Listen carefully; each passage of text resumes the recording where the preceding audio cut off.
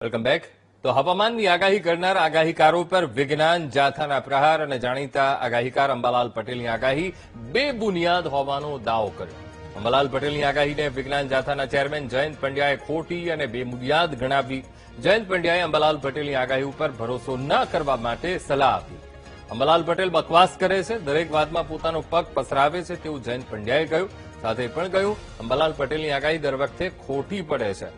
જૂનાગઢમાં જે 42 જેટલા આગાહીકારોએ આગાહી કરી હતી એ પણ ખોટી પડી. આગામી દિવસોમાં વિજ્ઞાન જાથા આગાહીકારોને ખુલ્લા પાડશે તેવો પડકાર પણ ફેંક્યો. આ વર્તારા કરનારો પાસે કશું જ નથી, એટલે સંપૂર્ણ ખોટા પડેલ છે, બેબુનિયાદ થયેલ છે. એને તિલાંજલિ આપવી જોઈએ અને બંધ કરવા જોઈએ તેવી જાથાની માંગ છે. જાથાએ વિરોધ પ્રદર્શિત કાર્યક્રમ પણ જાહેર કર્યો છે.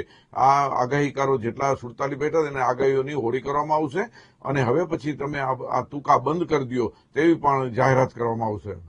અંબાલાલ પટેલ વારંવાર વાવાઝોડું આવશે, વરસાદ આવશે, વણમાગી સલાહો આપતા હોય છે. આ વ્યક્તિ, આ શખ્સ છે, વારંવાર ખોટા પડે છે. એની ભાષા પણ ઉંમરને લાયક સમજાતી નથી અને તથ્યહીન જ વાતો કરતા હોય છે.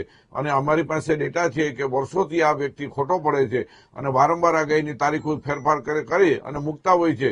માત્ર સ્ફૂર્ણાના આધારે કરે છે એટલે ખોટા પડે છે. ને એકાદ બે સાચી પડે છે, લોકોને તે ધ્યાનમાં આવે છે. વાસ્તવિક આ વ્યક્તિ છે અને એની આગાહી છે સમાજને નુકસાન